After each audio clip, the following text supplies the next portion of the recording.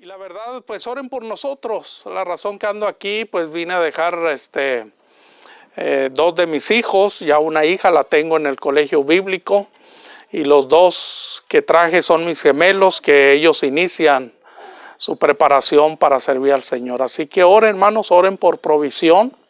La verdad dimos un paso de fe para traerlos. Uno que está pastoreando en México como pastor nacional, pues es difícil, pero no hay imposibles para Dios. Amén. Para Dios todo es posible. Así que ahí les encargo sus oraciones por mi familia, por la iglesia, por las almas que habrán de ser salvos en Durango, y por mis hijos que se quedan aquí. Yo me regreso por ahí un par de semanas. Estamos ahorita divididos, ¿verdad? La mitad de mi familia en México, la otra mitad se va a quedar acá, pero bueno, así está la cosa, ¿verdad? Y pues gracias, hermanos, por estar aquí, por aguantar. ¿Sí? Amén. ¿Están listos? Todo lo amable ya lo oyeron. Ahora, pues abroches el cinturón, porque mucho de lo que va a escuchar probablemente no le guste, pero lo va a necesitar. ¿Sí? Ok, hermanos, pues vamos a nuestras Biblias, ahí en el libro de Ezequiel. Y la verdad es un honor para mí estar aquí, una bendición. Yo no me considero como un buen predicador, pero bueno, Dios me tiene aquí. Y la verdad, yo trato de hacer lo mejor que puedo, humanamente hablando. Ezequiel capítulo 3, por favor, sus Biblias. Si lo encuentra, diga un fuerte amén. Amén. Nada más dos, los demás todavía están.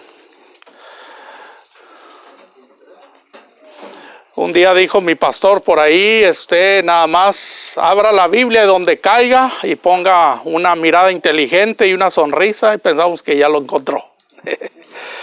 Ahí en Ezequiel capítulo 3, les invito a ponerse de pie, hermanos, para la lectura de la palabra de Dios, los versículos 16 hasta el 21. El libro de Ezequiel, capítulo 3, versículos 16 en adelante hasta el versículo 21.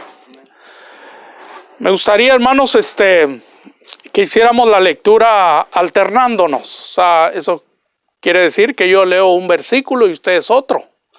Pero cuando les toque leerlo todos juntos, tranquilos, ¿verdad? No se me adelante, no se me atrase, hay que respetar coma y todo eso. Que se entienda la lectura, ¿verdad que sí? Ok, dice el 16, usted me acompaña en el 17. Dice, aconteció que al cabo de los 7 días vino a mí palabra de Jehová diciendo, todos, hijo de hombre, yo te he puesto por atalaya la casa de Israel, oirás pues tú la palabra de mi boca y los amonestarás de mi parte.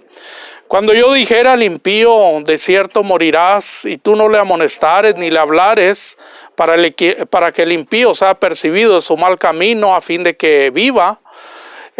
Dice, el impío morirá por su maldad, pero su sangre demandaré de tu mano. ¿Todos? Pero si tú amonestares al impío, y él no se convirtiere de su impiedad y de su mal camino, él morirá por su maldad, pero tú habrás librado tu alma. Si el justo se apartare de su justicia e hiciere maldad, y pusiere yo tropiezo delante de él, él morirá, porque tú no le amonestaste en su pecado morirá, y sus justicias que había hecho no vendrán en memoria, pero su sangre demandaré de tu mano. Todos, pero si al justo amonestares para que no peque y no pecare, de cierto vivirá, porque fue amonestado, y tú habrás librado tu alma. Esto es una historia del llamamiento del profeta Ezequiel, cómo él fue llamado para hacer la voluntad de Dios. Y déjeme le digo, hermanos, no hay cosa más importante el que usted y yo hagamos la voluntad de Dios. Ya no tu voluntad, ya no lo que tú quieres, pero lo que Él quiere. ¿Sí? Esa es mire, el Señor Jesucristo, Él lo hizo así. Padre, que sea su voluntad. No lo que yo quiero, pero Señor, lo que tú quieres. Entonces, quiero tratar ese tema esta tarde, esta noche, a tarde-noche. La importancia de hacer la voluntad de Dios para su vida. Hombres, mujeres, grandes y pequeños, todos podemos hacer la voluntad de Dios en nuestras vidas. Todos, sin excepción. Amén. Vamos a orar. Bendito Dios, bendiga su palabra, háblenos, prepare la mente y el corazón de mis hermanos, que al final de cuentas tomen decisiones, salgamos contentos, edificados y dispuestos, Señor, a aplicar estas verdades que usted tiene para nosotros en nuestra vida. Bendiga a mis hermanos, oramos por aquellos que por alguna razón no pudieron estar, pero Señor, hable a nuestras vidas, Señor, y que salgamos edificados en eso. Úseme para su honra y su gloria, se lo pido en el nombre de Cristo Jesús. Amén. Pueden sentarse, hermanos, gracias. Voy a decir un poco de historia aquí, hermanos, acerca del pueblo judío, la nación de Israel. Quiero decirle algo, hermanos. El salmista David en una ocasión dijo en el Salmo 48, el hacer tu voluntad, Dios mío, me ha agradado. O sea que es un agrado el hacer la voluntad de Dios. No es un enfado, hermanos.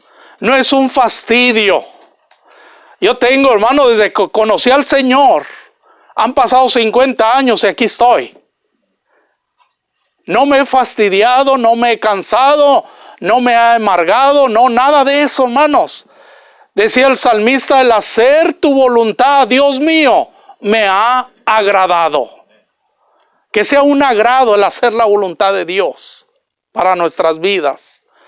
Le digo, en los tiempos del profeta Ezequiel, nos dice la Biblia que por 490 años los israelitas rechazaron obedecer el día sábado. Y la verdad, y otros pecados causaron que el juicio de Dios cayera sobre ellos. Nos dice la Biblia que la nación, toda, hermanos, había sido dividida en norte y sur. Y empezaron a sufrir las consecuencias.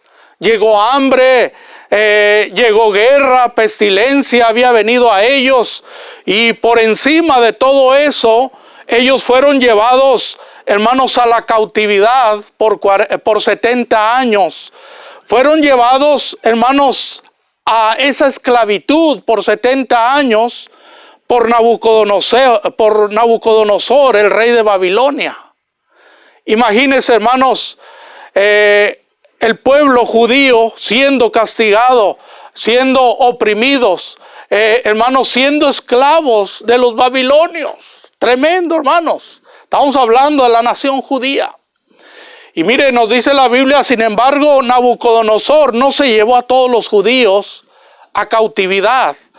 Había 3 divisiones en ese tiempo, hermanos, en el pueblo judío, que eran los muy ricos, los de clase media y los muy pobres. ¿Cuáles eran esas 3 divisiones? Los ricos, los artesanos, llamados artesanos, los de clase media y los muy pobres.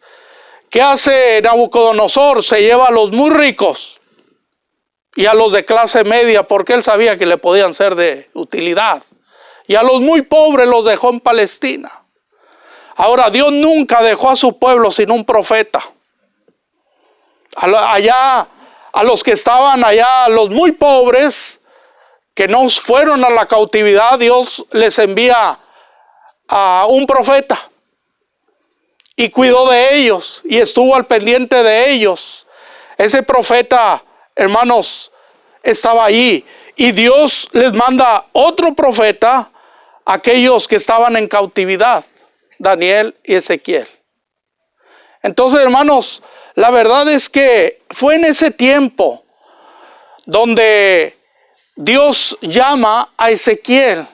Le dice aquí, según la lectura que acabamos de leer, hermanos, allí vemos el llamado a Ezequiel para hacer una atalaya sobre los muros. O sea, anunciar, advertir Y ese es el trabajo de todo atalaya. Espiritualmente hablando, hermanos, nosotros debemos decir aquellos de las cosas grandes y maravillosas que Dios ha hecho en nuestras vidas. Tenemos que proclamar el mensaje, tenemos que predicar su palabra, tenemos que ganar las almas perdidas. Y ese es el deber de todos y cada uno de nosotros. Nos dice que Ezequiel, hermanos, salió a proclamar el mensaje. Él amonestó al pueblo, hermanos, y gritó en alta voz concerniente al pecado y al juicio de Dios que se avecinaba. Pero antes de que Ezequiel fuese llamado a hacer la voluntad de Dios, hermanos, él fue preparado. ¿Sí? Dios no mandaría a nadie sin antes prepararlo. Cuando el Señor Jesucristo estuvo en esta tierra, hermanos, acuérdense que Él preparó a sus discípulos. Amén. Antes de que ellos se fueran y llevaran el evangelio por todas partes, hermanos, Él los tuvo que preparar. Y esa es la preparación, hermanos, que ustedes y yo necesitamos para hacer la voluntad de Dios en nuestras vidas. Entonces vemos aquí en Ezequiel capítulo 2, la primera cosa que Dios le pide a Ezequiel que él hiciera.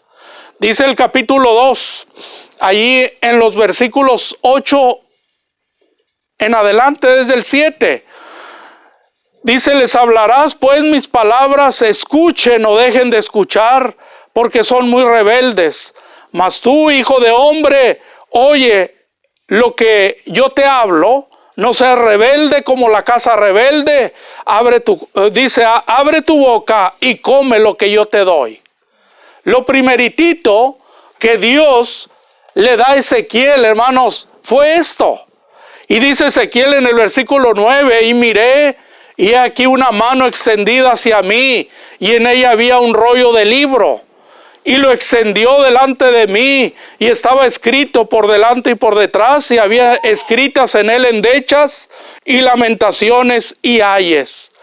Me dijo, capítulo 3, versículo 1, me dijo, hijo de hombre, come lo que hayas, come este rollo, y ve y habla a la casa de Israel. Y dice Ezequiel en el versículo 2, y abrí mi boca, y me hizo comer aquel rollo, y me dijo, hijo de hombre, alimenta tu vientre y llena tus entrañas, dice, de este rollo que yo te doy. Y dice Ezequiel, y lo comí, y fue en mi boca dulce como miel. La primeritita cosa, ahora Ezequiel tenía ese anhelo, ese deseo, como tal vez muchos de los cristianos lo tienen. Pero hermanos, si vamos a salir a comenzar la obra de Dios, a comenzar algo dentro de la obra de Dios, o vamos a predicar el evangelio, hermanos, más vale estar preparados. Mire, Ezequiel fue llamado a comerse ese rollo, y ese rollo representa la palabra de Dios. ¿Me entiende? Mire, es bueno que cuando uno toque una puerta,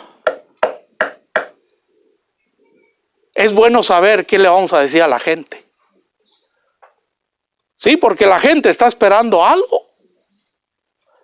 Hay que saber qué decir y cómo decirlo.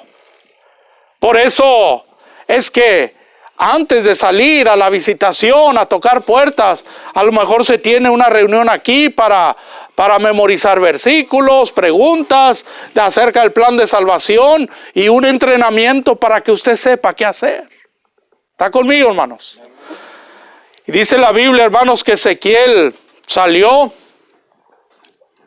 El primero fue mandado a comer ese rollo. Y este es simbólico de que todo cristiano que va a hacer la voluntad de Dios tiene que estar alimentado de este libro. Y qué importante la palabra de Dios, ser leída, ser escuchada. Dice la Biblia que la fe viene por el oír, y el oír la palabra de Dios. Hay que escudriñarla, hay que memorizarla, hay que aprenderla, hay que obedecerla, hay que tenerla como nuestro mapa a seguir.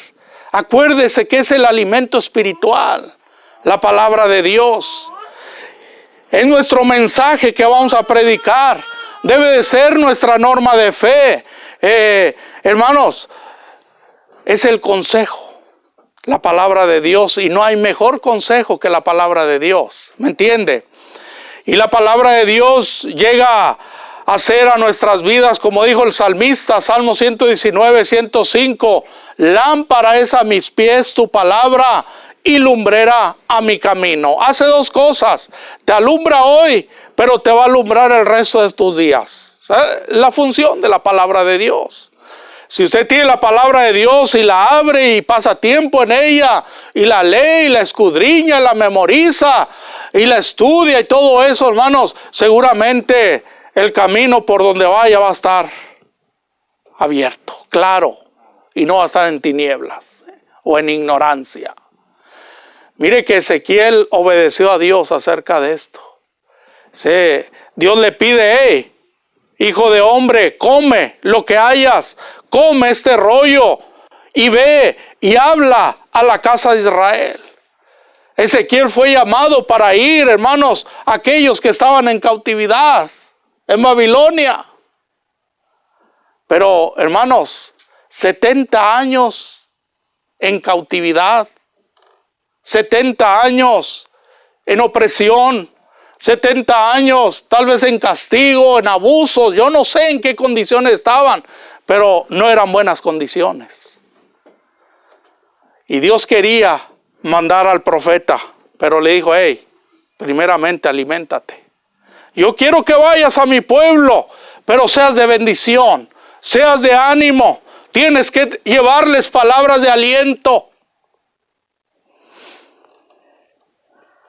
Pero ahí vemos a Ezequiel, hermanos, dice la Biblia, alimentando su vientre y llenando sus entrañas de este rollo que Dios le había dado. Y qué tremendo, dice Ezequiel, y lo comí y fue en mi boca dulce como miel. Decía el salmista, deseables son más que ¿qué? Que el oro, y más que ¿qué? Más como la miel, y miel la que destila del panal. Eso es la palabra de Dios, hermanos. Qué importante la palabra de Dios en nosotros. Queremos hacer la voluntad de Dios. Yo le digo, hermanos, la primeritita cosa, aliméntate. Es bueno tener, hermano, qué decir a la gente. La gente, como están ahorita las cosas, hermanos y hermanas, está asustada, hay histeria, están destanteados, hay susto, han perdido seres amados, están ahorita desesperados, no saben qué está pasando, y muchos de ellos están esperando palabras de aliento de alguien. Pero si no estamos alimentados, ¿qué les vamos a decir? ¿Qué ánimo les vamos a dar? Tocamos la puerta de un familiar y ¿cómo les vamos a decir? Mira, hay esperanza, Dios está en control, no te preocupes, el poder de Dios es grande, no es imposible para Dios. ¿Cómo le vamos a decir si ni siquiera hemos pasado tiempo en la palabra de Dios? Todo cristiano que quiera hacer la voluntad de Dios debe pasar tiempo. Tenga una fiesta, un festín de la palabra de Dios en su vida. Pase tiempo en la Biblia. Léala. Estúdiela. Medítela. Memorícela. Escudriñela. Cárguela. Ámela. Aplíquela a su vida. Métase de lleno.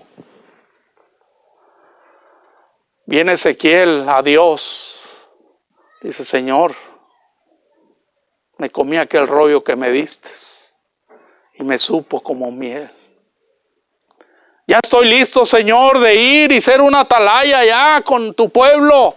Dijo Dios, te voy a pedir una segunda cosa.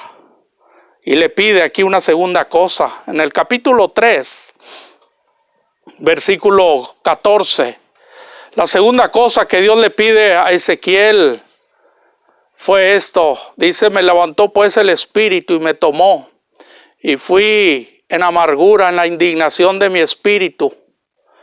pero la mano de Jehová era fuerte sobre mí. Y vine a los cautivos en Tel Aviv, que moraban junto al río Quebar, y me senté donde ellos estaban sentados, y allí permanecí 7 días atónito entre ellos. La segunda cosa que Dios le pide a Ezequiel es: yo quiero que vayas nada más 7 días. Ve a los cautivos que están allá junto al río Quebar, ahí en Tel Aviv. Siéntate y pasa tiempo con ellos. ¿Qué quería Dios que hiciera Ezequiel? Que conociera la situación de la gente afuera. Hermano, es bien importante conocer. Mire aquí qué bendición, unidos y saludos y Dios le bendiga y sonrisa, pero usted no sabe cómo está sufriendo la gente afuera, hermanos. La Biblia nos dice que la gente vive sin Dios y sin esperanza en este mundo. Y hermanos, el pecado en el cual ellos viven, hermanos, están ahí pasando, la están pasando duro, están sufriendo las consecuencias. Usted sabe que la paga del pecado es muerte. El alma que pecare esa morirá. Por cuanto todos pecaron y están destituidos de la gloria de Dios. Vaya que el pecado tiene tendencias destructivas. El pecado mata, el pecado destruye. Afecta de una manera seria al individuo, a la familia, a una ciudad, a una nación, a una iglesia. Afecta cuando hay pecado. Dios envía no solamente a Ezequiel, primeramente a alimentarse bien de la palabra de Dios. Una vez que se come ese rollo, una vez que él ahí alimenta su vientre y llena sus entrañas, vaya que estaba fortalecido, pero le manda esa segunda cosa: ve y siéntate.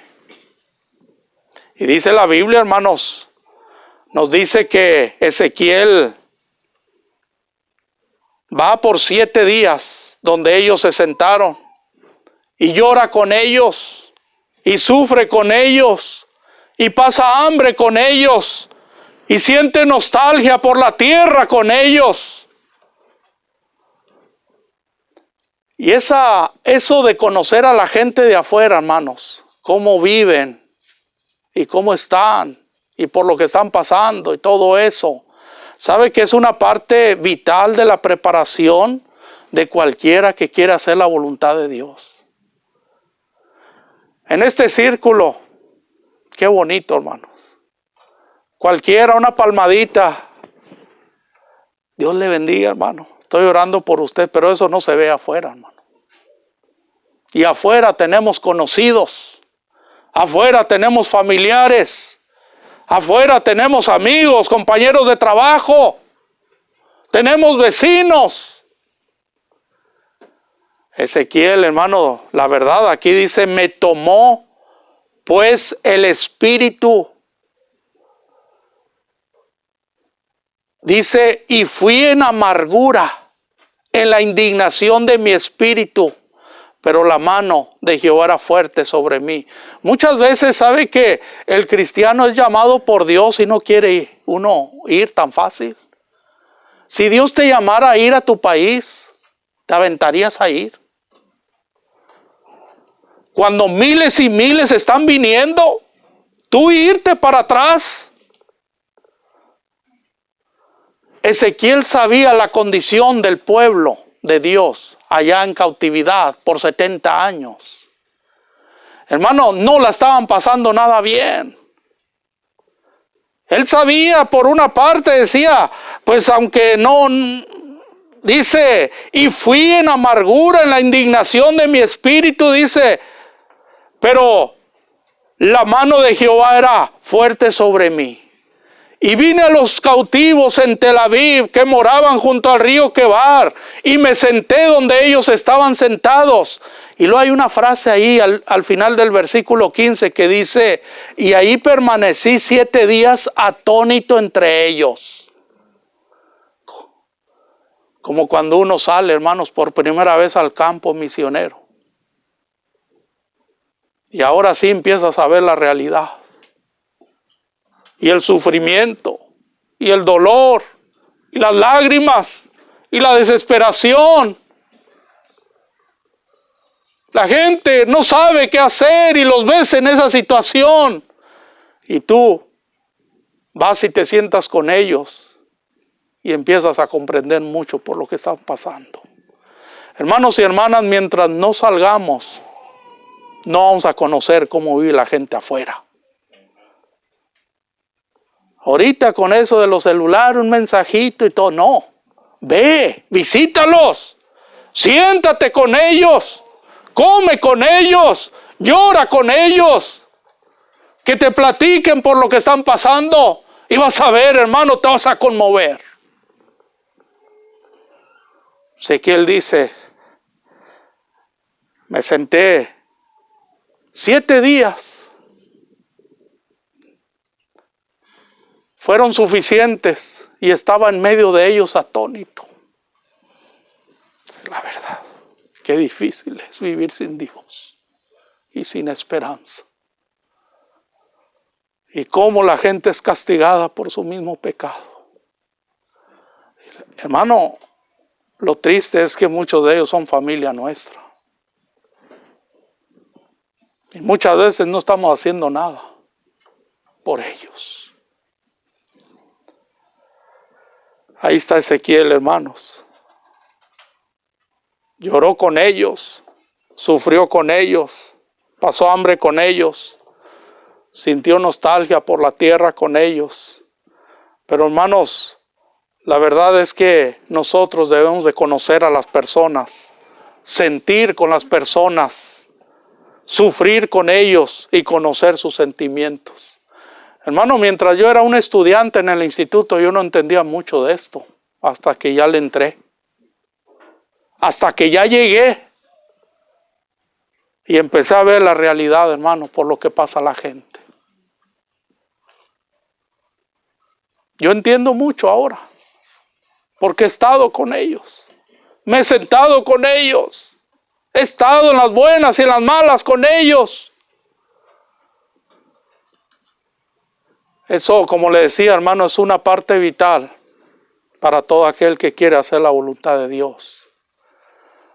Esa fue la segunda cosa que Dios le pide a Ezequiel hacer. Ahora, acuérdate que él quería hacer una atalaya sobre los muros. Él quería ir a anunciar al pueblo acerca del pecado, del castigo de Dios y el juicio y todo eso.